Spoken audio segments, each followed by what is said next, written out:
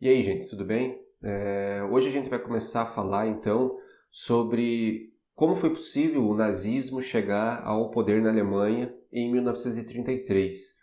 Para isso, a gente vai voltar aos efeitos da Primeira Guerra Mundial, não é, do Tratado de Versalhes, mas também a uma herança bismarckiana que existia ainda na sociedade alemã durante essa década de 1920 e que vai ser uma das bases para o crescimento da extrema-direita na Alemanha. Então, em 1919, pós Primeira Guerra Mundial, a Alemanha ela tem a promulgação da sua República de Weimar, né, que vai durar aí, então, até 1933.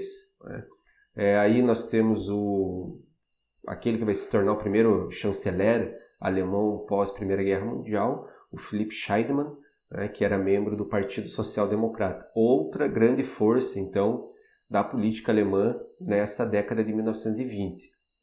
Essa República de Weimar ela vai ser marcada pela promulgação de uma nova Constituição em 1919 que pretendia colocar, né, o povo aí no centro da arena política. Né? Então, expressa nessa frase tudo para o povo, tudo por meio do povo. A grande questão é que essa República de Weimar ela foi marcada, primeiro, por uma herança bismarckiana e, em segundo lugar, por uma permanente tensão política, né, ao longo dessa década de 20. Essa herança bismarckiana, que é o que a gente vai começar a destrinchar agora, ela vai se caracterizar por dois aspectos básicos, né, que vão ser também a base de todo o crescimento da extrema-direita na Alemanha ao longo da década de 20. Serão o autoritarismo e a centralização política. Então aqui, só para a gente esclarecer, Bismarck ele havia sido o líder da unificação alemã e o chanceler, né, conhecido como chanceler de ferro no Império Alemão. Uma das características desse período bismarckiano que estava presente ainda durante a década de 20 e vai estar presente lá no nazismo vai ser justamente o uso do termo Reich. Né? Reich, que seria a união desses povos de língua alemã, estava presente no nazismo alemão, quando Hitler ele disse que iria criar o terceiro Reich, e estava presente lá no Reich alemão do Bismarck, né? do Kaiser Guilherme II. Em segundo lugar, nós teremos justamente um sentimento de que as minorias étnicas presentes dentro do Estado alemão, dentro do território alemão, elas não deveriam ter os mesmos direitos da maioria. Né? Então, e aí a gente entra num outro aspecto que vai estar presente nesse período bismarckiano, pré-Primeira Guerra Mundial, e depois lá no nazismo, que vai ser o antissemitismo. Muita gente acredita que o antissemitismo ele foi criado por Hitler, que ele surge da Alemanha com Hitler. Muito pelo contrário, o antissemitismo ele já era um sentimento presente na própria Europa há muito tempo. Ele tem início com uma origem religiosa, de acreditar que os judeus foram os responsáveis pela crucificação de Jesus. Mas aí, já no final do século XIX, a partir de 1870, ele ganha um viés racial. Na esteira do darwinismo racial, na esteira daquelas teorias raciais que procuravam fazer uma hierarquia entre as raças. E os judeus eles surgem como um inimigo da nação, principalmente no momento em que a Alemanha também vive uma crise econômica, em 1870 ali, e mesmo que esses judeus na sociedade alemã fossem numericamente muito pequenos nesse momento. O quarto ponto desse período seria justamente um sentimento muito forte de antiliberalismo, anti-igualitarismo, antissocialismo e, por fim, uma rejeição à política parlamentarista. Essa vai ser uma das bases de toda a extrema-direita nesse período alemão, uma repulsa por esse parlamentarismo, defendendo justamente um autoritarismo, uma centralização política, e vai ser a base justamente dos conflitos envolvendo a extrema-direita e o Partido Social Democrata. Os sociais-democratas eles vão ser uma força política muito forte ao longo dessa década de 20, juntamente com o Partido Comunista. Então, sociais-democratas e comunistas eles tinham divergências, né? Mas para a extrema-direita, para a direita, eles eram a mesma coisa. E esse antiparlamentarismo ele vai estar presente, por exemplo, na Constituição de 1870, que permitia que o imperador centralizasse o poder nas suas mãos, e na própria Constituição de 1919, na República de Weimar já, que garantia ao presidente a possibilidade de fechar o Congresso e governar por meio de decretos. E juntamente com todas essas características havia uma grande militarização da sociedade, né?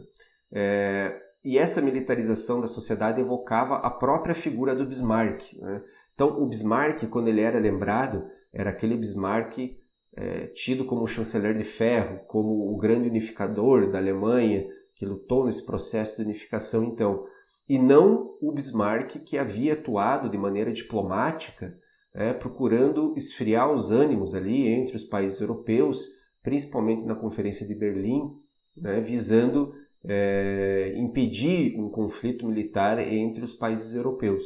Então, toda essa herança bismarckiana, ela aparecia juntamente com uma tensão política muito forte. Essa tensão política que já se inicia em 1919. 1919, então, juntamente com a promulgação de uma Constituição, ocorre a chamada Revolução Alemã.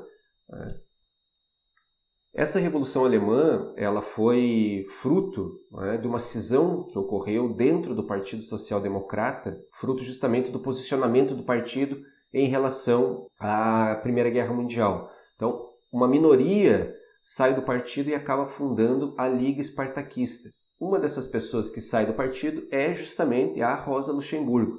Junto com outros líderes, ela vai ser assassinada aí, né? O governo social-democrata ele vai se utilizar inclusive das brigadas alemãs. Essas brigadas elas tinham um sentimento muito forte antissocialista, né? Anticomunista, e atuaram decisivamente então para esmagar essa Revolução Alemã.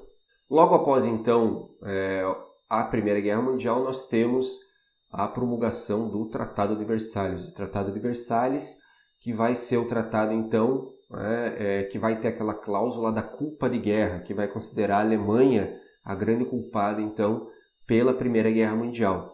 Esse Tratado de Versalhes ele vai fazer com que todo alemão, em maior ou menor grau, ele fosse revisionista, ou seja, que ele defendesse uma revisão dos termos presentes dentro do Tratado de Versalhes, ou, inclusive, a sua extinção, né?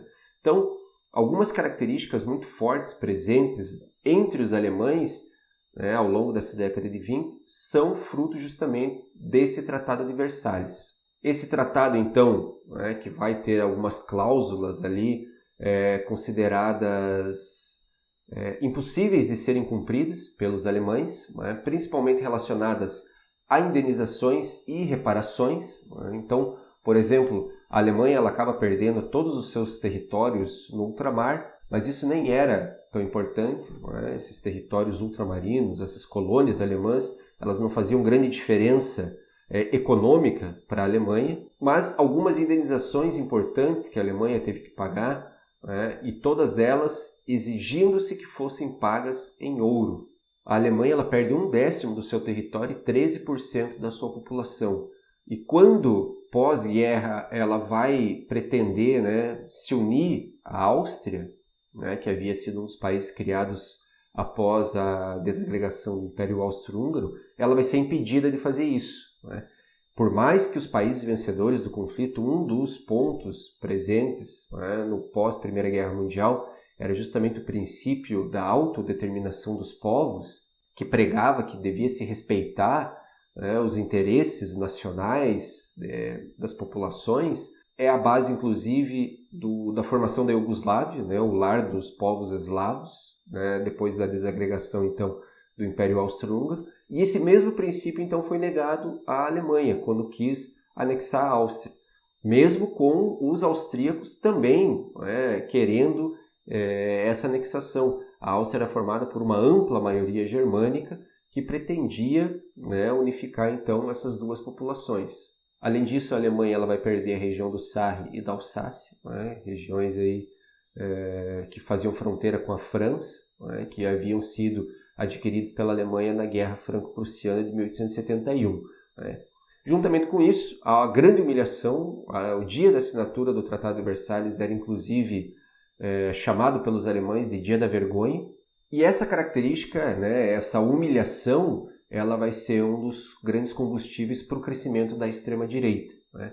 Esse sentimento de humilhação, então, ele estava inclusive presente na chamada geração do fronte, né, que eram aqueles soldados que haviam lutado na guerra pela Alemanha e tinham voltado do campo de batalha, e diziam que todo o esforço alemão, todo o esforço que eles tiveram em campo de batalha, muitos voltando com problemas psicológicos, com problemas físicos, todo o esforço deles havia sido em vão. Juntamente com todo esse sentimento de humilhação, vem o próprio ressentimento. E aqui o ressentimento é muito importante para a gente entender o crescimento da extrema-direita e o apoio que a extrema-direita vai receber ao longo dessa década de 1920. Esse ressentimento ele vai ser a base para uma militarização do campo político. Né? Então vão se formar, entre os partidos políticos inclusive, grupos paramilitares que vão entrar em choque entre si. Então isso foi muito comum ao longo da década de 20. Muitos alemães eles acabavam não entendendo como foi possível a Alemanha sair do conflito, né? E passa-se a difundir a ideia de que a Alemanha havia sido traída por elementos de dentro do Estado alemão e que estavam presentes dentro do exército alemão. E que grupos, traidores seriam esses? É aí que passa a se difundir, né, entre os grupos de extrema-direita, e aqui os nazistas não foram os únicos. O Partido Nazista ele é criado em 1920, mas existiam outros grupos de extrema-direita, a Sociedade Thule, os Stahlhelm, que eram os capacetes de aço, os Freikorps.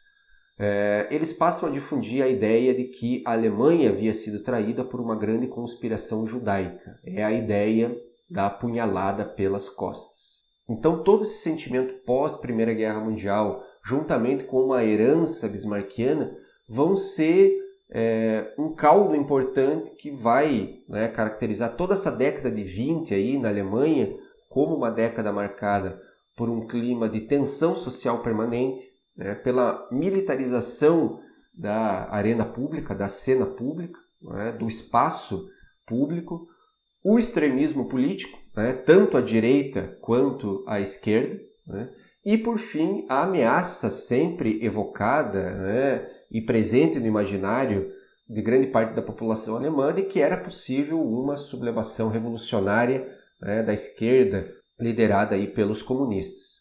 Então, nessa aula a gente tentou entender um pouquinho quais são essas características que vão estar presentes lá no nazismo e que já estavam presentes no Império de Bismarck, presentes nessa herança bismarckiana, e também os efeitos que essa Primeira Guerra Mundial e a assinatura do Tratado de Versalhes vão gerar para a Alemanha.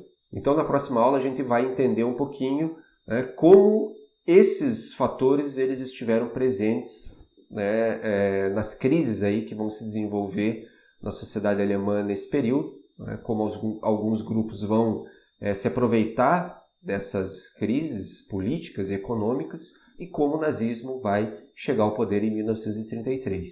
Então, até lá!